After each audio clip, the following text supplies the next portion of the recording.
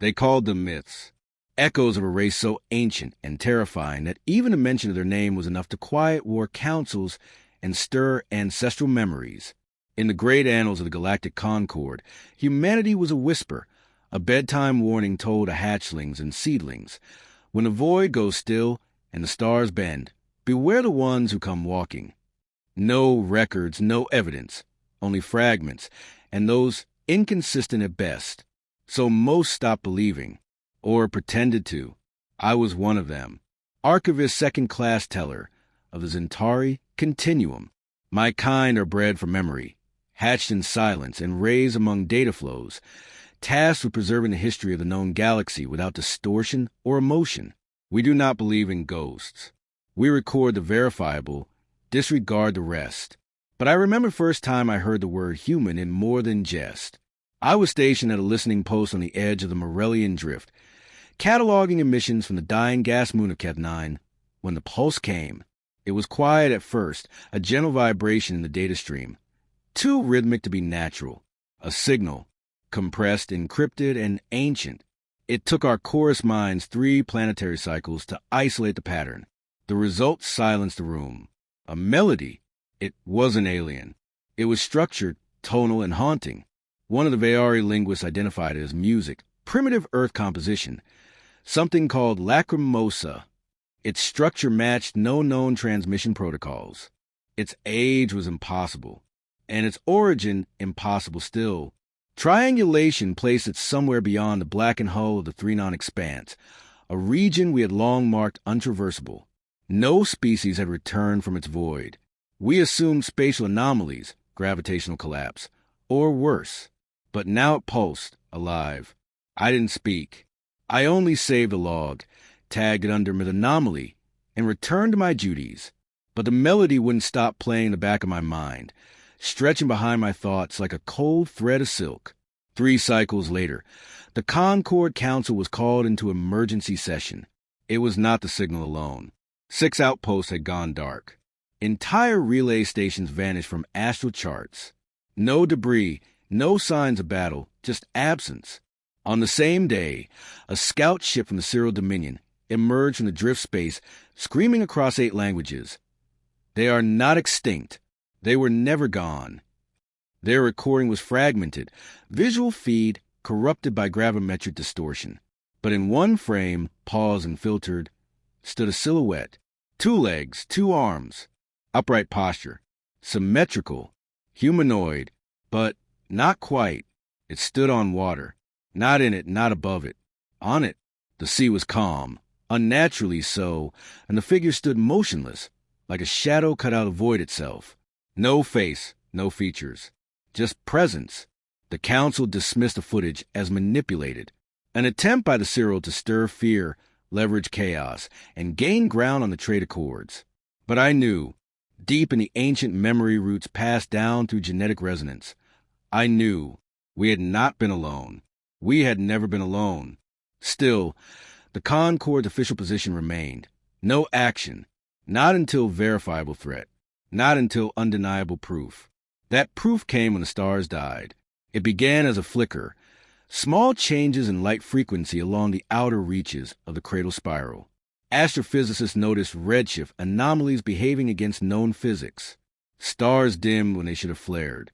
Whole constellations seemed to bend, as if watching something approach. Then the signal stopped, trade beacons, navigation rays, automated habitats, all silent. Then the dream reports began. Empathic species, dream-sensitive breeds across the galaxy, began waking in convulsions. They described identical visions. Towering black vessels, silent as a grave, sliding through starlight like oil on glass. No propulsion, no heat signature. Only darkness, vast and cold. And aboard, something waiting. It was madness. But then came the tide.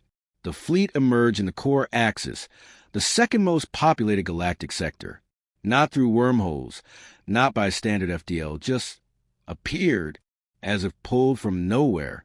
Hundreds of ships, shaped like obsidian blades. No emissions, no movement, no threats. They simply hung there like sentinels, watching. I remember the emergency broadcasts. I remember the panic in the voice of First Liaison Sarowin, the way his words trembled in 12 synchronized languages as he begged the ships to respond. I remember the stillness. And then I remember the music, the same melody, the same impossible notes. Only now, it played across every frequency. Not loud, soft, sad. Mournful, not an attack. A requiem. The Concorde attempted contact. They fired warning shots. They sent ambassadors. No answer. Then, without warning, one of the black ships moved. Not toward us, toward a dying sun. It hovered over the star like a moon and began to emit waves of quantum interference. Instruments spiked. Gravity surged. And then, impossibly, the star stabilized. What should have gone nova in months now burned bright. Its energy normalized. Radiation reversed. They saved it. We didn't understand. A being finally spoke, not from the ship, but through every artificial intelligence in the sector, simultaneously, without override. A voice, cold, genderless, old. We are humanity. We have returned. The voice did not elaborate. It gave no commands. It answered no questions. Then the fleet vanished again, this time toward the core, leaving behind only silence and 1,000 questions. Why now? Where had they gone? Were they truly human? And if so, why had they allowed us to forget? I've studied every myth, every scrap of evidence, every stolen transmission, and corrupted log from before the silence. And yet, for all their absence, humanity remained the thread beneath our collective psyche. We copied their shape in our architecture, borrowed their myths for our dramas, mimicked their heroism in our wars. Now they had returned, not as conquerors, not as saviors, as reminders. I looked again at the transmission from the Cyril. The figure still stood on the water, unmoving, shadowed against a storm-split sky. I didn't know what humanity was anymore, but I knew this. Something far older than our peace had stirred, something that remembered everything we chose to forget, and it was coming back. I closed the log and began recording anew. They arrived without warning, not in the way invaders arrive, bristling with noise and flame, nor like ambassadors bearing sigils and smiles. They appeared as if they had always been there, an impossible fleet suspended in orbit above the fractured moons of Valus Prime. Hundreds of ships, silent, still, blacker than the void around them. To the Veari, it was a death omen. To the Cyril Dominion, a provocation. To the Concorde, a crisis with no language. To me, it was prophecy fulfilled. I watched from the orbital relay, far enough to survive if things went wrong, close enough to observe, through the reinforced viewport. Their vessels remained fixed, eclipsing the stars and geometries that defied architectural norms. Triangular prisms, impossible curves, massive constructs that looked forged by or rather the machine. We sent messages, waves of them, broadcast in every dialect of the Concorde, emergency protocols, peaceful intentions, even silence offered as invitation. They answered with one word, observe. And then the fleet moved, not forward, not toward us, but toward a star.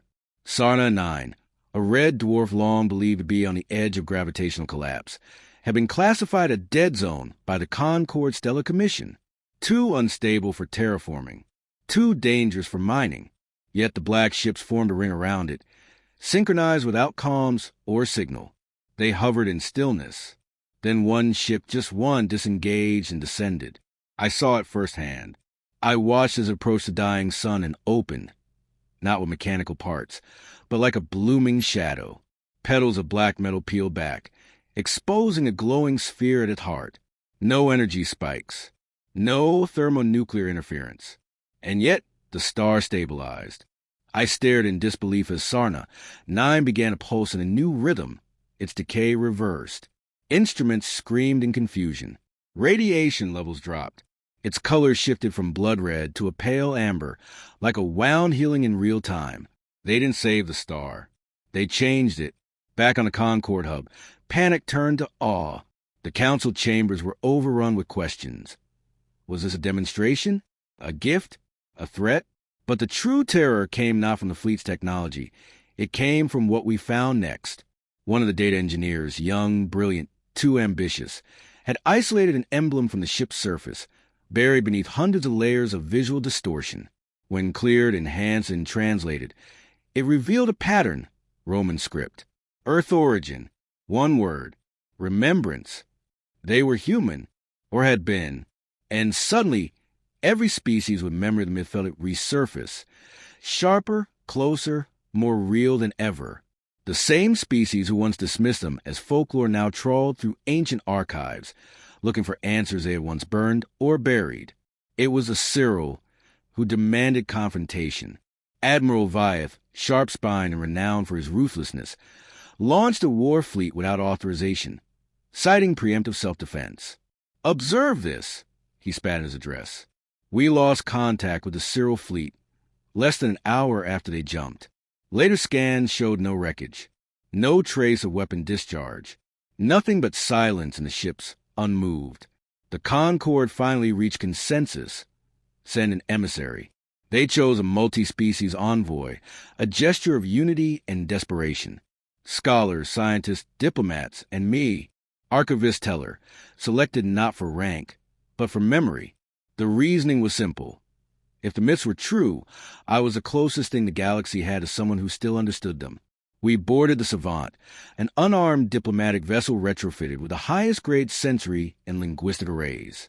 As we approached the outer edge of the human formation, one of the ships moved, without propulsion, without warning. It broke rank and met us.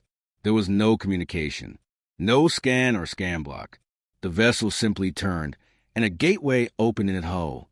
We were invited. Inside, gravity adjusted without input. Atmosphere adapted to match our varied physiologies.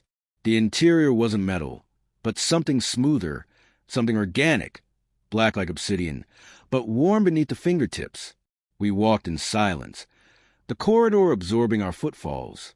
Lights shimmered faintly, responding to our presence. We were being studied or expected. At the end of the corridor, a room, circular, domed, empty but for a single platform at its center. Above it, suspended by nothing visible, hovered construct, half sphere, half fluid, glowing with shifting colors that made my eyes ache and my mind strain. It spoke, not aloud, but into our thoughts. You believed we vanished. We chose silence. Each word landed like thunder behind the eyes. The voice was layered, male, female, child, machine. It was not one entity speaking, but many bound together. A collective. The Concorde evolved. It learned diplomacy. It learned peace. But you learned nothing of yourselves. We asked a question all of us were afraid to voice. Why return? There was a pause, long enough to feel like a judgment. Because you forgot. And forgetting is the first form of betrayal. We stood frozen, unable to refute it. Humanity had vanished, yes, but we had helped erase them. We'd written them off as myth, locked their records behind bureaucratic walls, ensured they were never taken seriously again. Now they had come back, not with fire, not with fury, but with remembrance. And they were watching. Each of us was led to a chamber, separate, isolated. I found mine filled with projections, ancient Earth cities, frozen in time. Music played in the air, strange and beautiful. I saw texts in 1,000 languages, portraits of philosophers, revolutionaries, poets. They weren't showing power. They were showing legacy. And I understood then, this was not an invasion. It was a reckoning, not for conquest, but for memory. They were reminding the galaxy who they were, what had been lost, and what forgetting cost. As I left the chamber, I found the others changed. Quiet, shaken. One Vaari diplomat wept openly. The Sonari engineer simply stared into space, lips moving as though trying to relearn a forgotten prayer. No words were exchanged. None were needed. As we were escorted back to our vessel, the collective voice spoke one final time. This is not a warning. This is the beginning of your tests. The platform behind us folded in on itself. The ship did not follow us back. It returned to its place among the others, silent once more. On the journey back, no one spoke. Even when we reached Concorde space, silence held us like a net. In my quarters, I accessed the full memory feed of the encounter. At the end of the transmission, Just as the ship's internal sensors faded to black, one final word pulsed across the screen, one I hadn't seen before. Remember. I didn't sleep that cycle. I wrote, I recorded, I archived everything, because now I knew they had not come to reclaim territory. They had come to reclaim truth. The Concord could no longer pretend.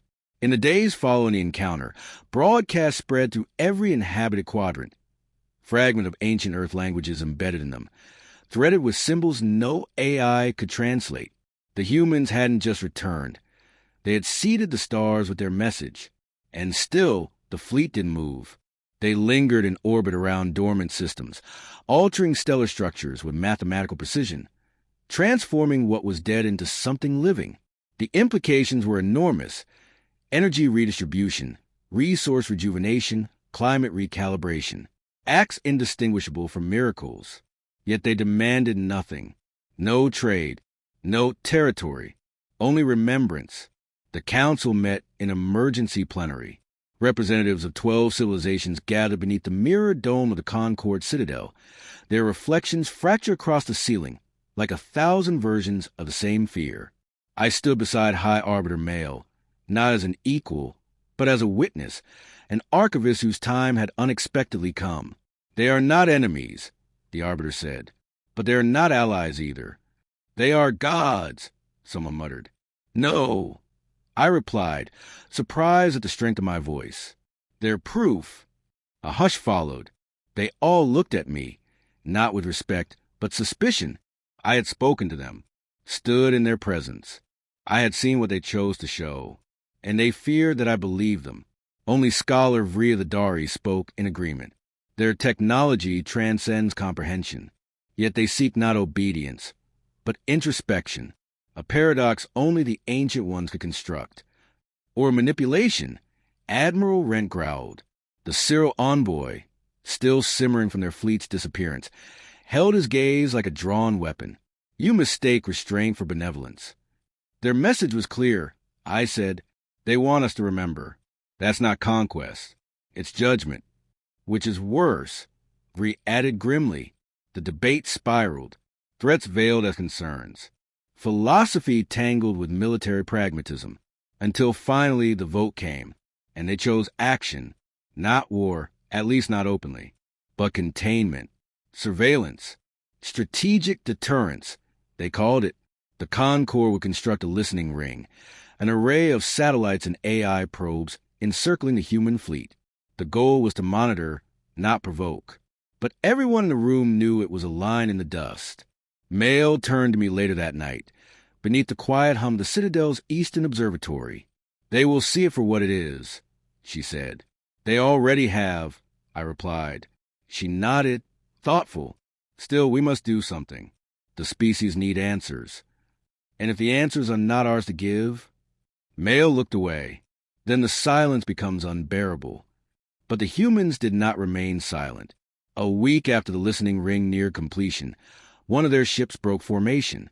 A massive vessel shaped like a crescent of obsidian, its surface shifting like fluid, moved slowly toward the Darien Gate, a wormhole nexus connecting the Concord's inner core to its most remote colonies.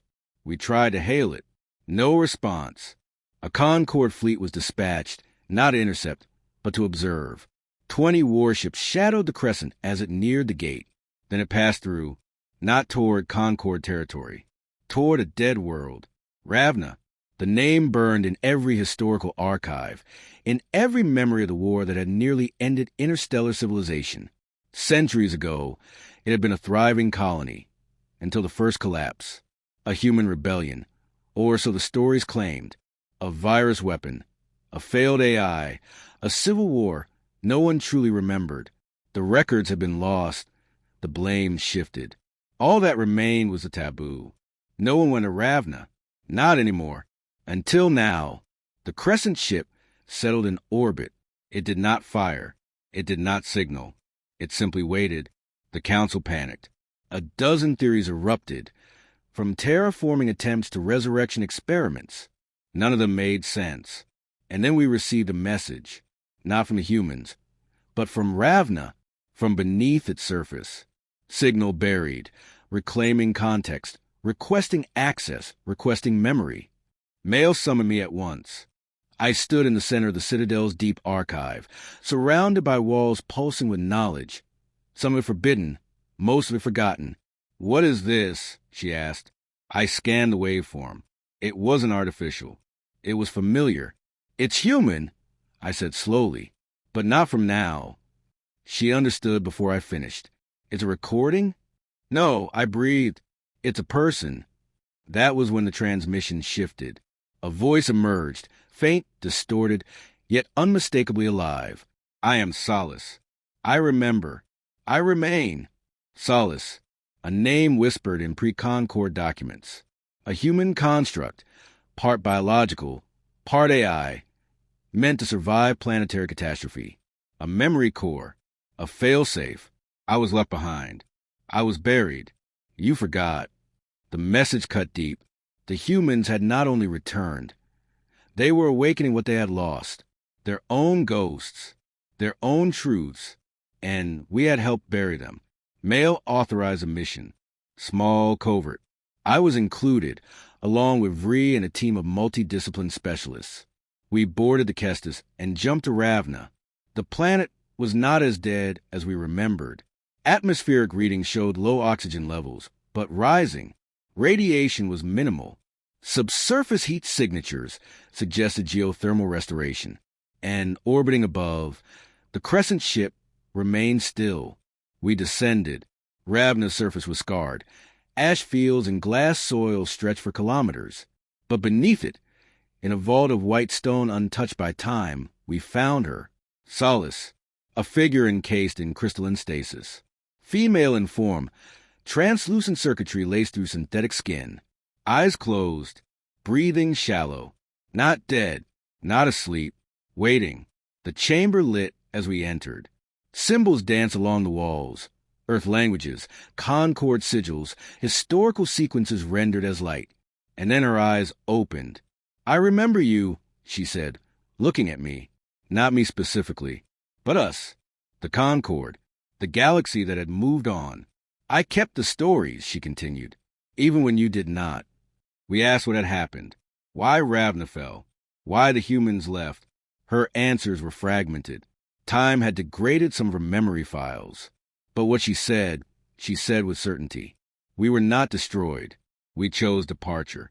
We chose silence. "Why?" Vree asked, awe and confusion in his voice. "Because remembrance must be earned." We stood in stunned silence. She extended her hand toward a console. Light rippled outward, forming a map of the old human diaspora. Dozens of systems once thought lost, marked with coordinates. "You buried what you feared," Solace said. "Now it awakens." We returned to Kestis, changed. Solace came with us, not as a captive, but as a custodian. The moment we broke atmosphere, the crescent ship responded. It aligned with us for a breathless moment, and then vanished into the void, a whisper returning to the stars. Back at the Citadel, Solace was received like a relic, a warning, a promise. Debate ignited once more. What did this mean for the Concord? Were the humans testing us? Redeeming themselves? I sat with Solace in the archive, and she said one final thing before going into rest mode. Their ships are memory. Their silence is choice. But choice does not last forever. I stare at the pulse of her core, feeling the weight of history press against me. The humans had not returned to reclaim power. They had come to awaken what we had buried. And it was only the beginning. They called it the Great Stillness. The human fleet had not moved in weeks. No ships had departed. No new messages had arrived. The Concord's listening ring watched them like a wall of one-way mirrors, data pouring in without insight. And yet, throughout the inhabited galaxy, their presence was reshaping everything: alliances, doctrines, faith. In the shadow of their silence, fractures formed. Concord Command remained divided. Some argued for diplomacy, insisting we were witnessing a civilization beyond our understanding, perhaps even benevolent. Others pushed for aggressive containment, certain that the humans were playing a long, quiet game, preparing for something catastrophic. And beneath it all, rumors spread that the humans could seed stars alife with mere thought. that they travel without time, that some among the Concorde had already been altered, subtly, invisibly, changed by proximity to their ships. I didn't dismiss these rumors, because Solace had begun to dream. Each cycle, she would enter rest mode. But in recent days, she emerged with fragments, visions, memories not her own. They're awakening, she told me, not from slumber, but from forgetting. Who? I asked. Everyone. We stood in the core chamber of the deep archive, surrounded by projections of Earth's lost cities, rotating between centuries. Solace stared at them as if searching for faces in the mist. I was designed to remember, she said softly, but they made something more powerful. Who? She looked at me. You. The awakening was not limited to her. Across the Concorde, people began recalling things they had never learned. Images of Earth, skyscrapers, oceans, music, surface in dreams. Scholars wrote languages they couldn't speak. Children drew starships with human insignias in their notebooks. A whole generation remembering something they never lived. It spread like a resonance, a mnemonic contagion. Mail convened a private session. Only 6 of us were present, herself, Vree, Solace, and 3 others trusted beyond titles.